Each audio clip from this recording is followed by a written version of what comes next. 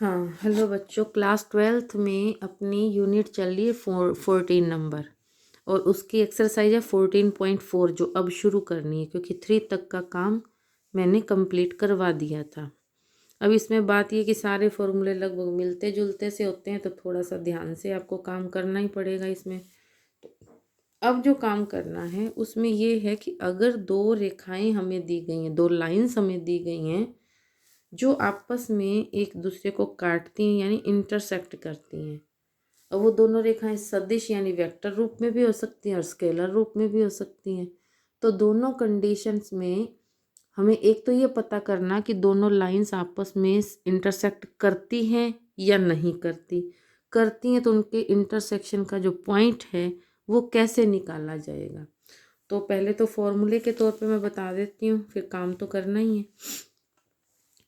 अगर अपने पास ये वाली एक लाइन है और एक लाइन ये है, ठीक है, ये दोनों लाइन वेक्टर रूप में हैं और ये दोनों आपस में सपोज करो प्रतिच्छेद यानी इंटरसेक्ट करती हैं, तो ये दोनों लाइन आपस में बराबर होंगी, यानी कि इनका एक कॉमन पॉइंट भी आएगा जहाँ पे वो इंटरसेक्ट करेगा। हमें उसका मान फाइंड करना है, उस पॉइंट के एक्स वाई जेड के कोऑर्डिनेट फाइंड करने हैं, ठीक है। तो फर्स्ट वाली लाइन के हमने आई जे के तीनों जो इसके पॉइंट्स थे वो अलग कर लिए, यानी कि कंपोनेंट अलग कर लिए। एज इट सेकंड लाइन के भी हमने कंपोनेंट को इस तरीके से सेट करके लिख लिया। अब अगर बात ये है कि अगर ये दोनों लाइंस आपस में इंटरसेक्ट करती हैं तो हम इनके कंपोनेंट की तुलना करेंगे। तुलना तब होती है जब दोनों बराबर होती हैं। तो मैंने यहाँ पे शॉर्टकट में लिख दिया कि फर्स्ट इक्वेशन सेकंड के इक्वल होएगी अगर ये प्रतिच्छेद करती हैं। तो इक्वल हैं तो नेचुरल कंपैरिजन करना ही पड़ेगा आई जे के जो कोफिशिएंट बनेंगे, ठीक है। तो आई का कोफिशिएंट फर्स्ट लाइन का सेकंड लाइन का, जे का कोफिशिएंट फर्स्ट लाइन का इक्वल सेकंड लाइन का, एज इट के का कोफिशिएंट फर्स्ट लाइन का इक्वल सेकंड लाइन का, ठीक है। 3 इक्वेशन दोबारा हमें मिल गई हैं।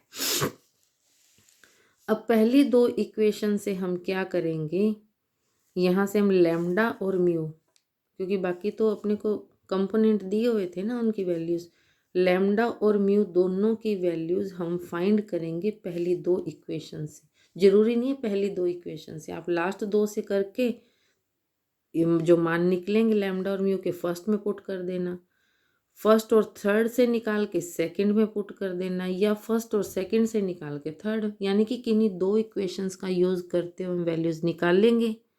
जो वैल्यूज़ आएंगी उनको हम बची हुई थर्ड इक्वेशन में पुट कर देंगे। अगर वो इक्वेशन सेटिस्फाइड होएगी तो वो प्रतिच्छेद करती हैं। अगर वो सेटिस्फाइड नहीं करेंगी उसको वैल्यूज़ तो वो प्रतिच्छेद नहीं करती।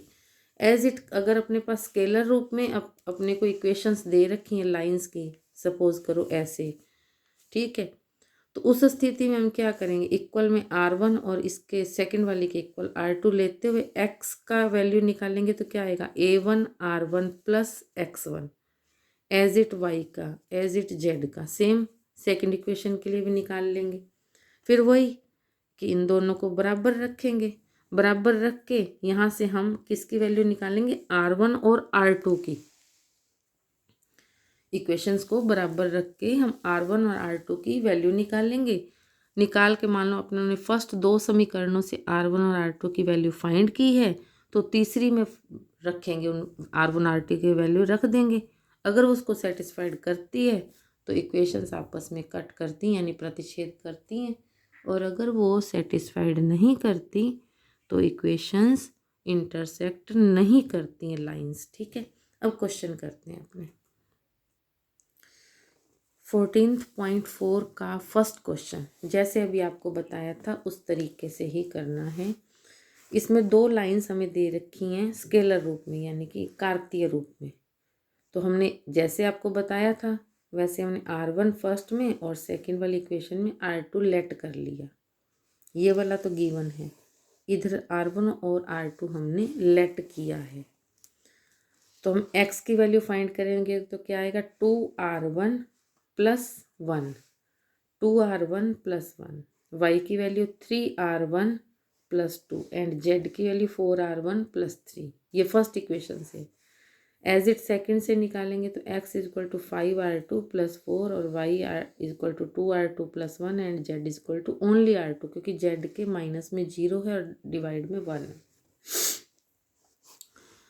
अब अगर ये दोनों प्रतिच्छेद करती हैं तो क्या करेंगे, इक्वेशन फर्स्ट और इक्वेशन सेकंड के जो एक्स वाई जेड के कोऑर्डिनेट हैं वो इक्वल रखने पड़ेंगे। ठीक है, तो इक्वल रखेंगे तो क्या आ जाएगा, 2r1 plus 1 is equal to 5r2 plus 4। X का हो गया, ये वाई का हो गया और ये जेड का इक्वल में आ गया। ठीक है, तो वापस फर्स्ट सेकंड थर्ड अपने को इक्वेशंस मिल गई। अब हम क्या करेंगे, इनकी मतलब इनको अपने R1 और R2 की वैल्यू फाइंड करेंगे। वो आपको आता है, ये 10th क्लास में भी आपने बड़े अच्छे ढंग से किया होगा इसको। तो 2r1 minus 5r2, 2r1 minus 5r2 is equal to, 1 इधर आएगा तो 3 बच गया। दो इक्वेशंस का यूज़ करना है, तीसरी में तो मान पुट करेंगे बाद में। 3r1 माइनस 2r2 माइनस ये 2 इधर आके माइनस का होएगा तो माइनस का 1 बच गया। अब अपनों ने इसको बैलेंस करके R1 R2 की वैल्यू फाइंड करनी है, वो मैंने इधर कर दी है। आप थोड़ा ध्यान से देखना, इसको 3 से मल्टीप्लाई, इसको 2 से, तो ये मिलेगी। सब्ट्रैक्ट किया तो माइनस, ये तो कट जाएंगे। ठीक है, 6r1 से 6r1 पहले सब्ट्रैक्ट करेंगे तो इसके साइन बदलेंगे चिन्ह, तो अपने पास क्या आ जाएगा, माइनस का 11r2 is equal two plus का 11, तो r2 is equal to cut के -1 आ जाएगा। ठीक है, अब R2 की वैल्यू किसी भी एक, इसमें रख दो या इसमें रख दो, कहीं पे भी वैल्यू रख के मैंने इसमें रखी है R1 की वैल्यू 2r1, यानी इसमें रखी है। ठीक है, इसको फाइंड किया तो मेरे पास R1 की वैल्यू -1 आ गई। R2 की पहले -1 आई थी, R1 की यहाँ से -1 आ गई। ठीक है, तो ये R1 की वैल्यू। अब दोनों वैल्यूज आपको मिल गई, R1 की भी और R2 की भी। अब R1 और R2 दोनों -1 मिले ना, जो थर्ड इक्वेशन थी अपनी उसमें हम इसकी वैल्यू पुट करेंगे। थर्ड इक्वेशन मैंने दोबारा यहाँ लिख दी है, 4r1 minus R2 is equal to -3। तो R1 की वैल्यू भी -1, R2 की वैल्यू भी -1। हल किया तो मेरे पास -3 इज इक्वल टू -3 सेम आ गया, यानी सेटिस्फाइड कर रही है। सेटिस्फाइड इसको कर दिया इसने, तो क्या हो गया, दोनों इक्वेशन आपस में इंटरसेक्ट करती हैं। ठीक है, अब इंटरसेक्ट करती है तो पॉइंट कहाँ से निकालेंगे, ये जो अपनों ने शुरू में एक्स वाई जेड की वैल्यू निकाली थी ना क्रॉस मल्टीप्लाई करते हुए, ये फर्स्ट इक्वेशन के थे पॉइंट्स, ये सेकंड इक्वेशन के थे। यहाँ पे हम R1 की वैल्यू पुट करेंगे तो फर्स्ट इक्वेशन से वैल्यूज आ जाएंगी, R2 की वैल्यू पुट करेंगे तो सेकंड इक्वेशन से आए। लेकिन एक बात का ध्यान रखना, एक्स वाई जेड जो इसमें से निकलेंगे, अगर हम, हो सकता है आप लोग एक ही पॉइंट से निकालो तो ठीक है, अगर कई बार क्या होता है कि बच्चे फर्स्ट से भी निकाल रहे हैं, सेकंड से भी एक्स वाई जेड निकाल रहे हैं, तो दोनों में एक्स वाई जेड की वैल्यू सेम निकलेगी। ठीक है, तभी तो प्रतिच्छेद करेंगे ना, कॉमन पॉइंट्स ही तो हैं, तभी तो बराबर लिया था। ठीक है, तो ये बात का ध्यान रखना। मैंने यहाँ पे पॉइंट्स निकाल के भी बताए हैं। ये फर्स्ट इक्वेशन से मैंने निकाल के छोड़ दिया, आप चाहो तो सेकंड इक्वेशन से निकाल लेना। मेरे को तो एक ही बारी में चाहिए तो मैंने निकाल दी। एक्स की वैल्यू ये रही, इसमें R1 की वैल्यू पुट की, -1 आ गया। R1 की वैल्यू पुट की, -1, और R1 की वैल्यू पुट की तो -1, यानी x का मान भी -1, y का मान -1 और z का मान भी -1, तीनों के मान -1 -1 -1 है। तो ये प्रतिच्छेद बिंदु है जो कॉमन पॉइंट है।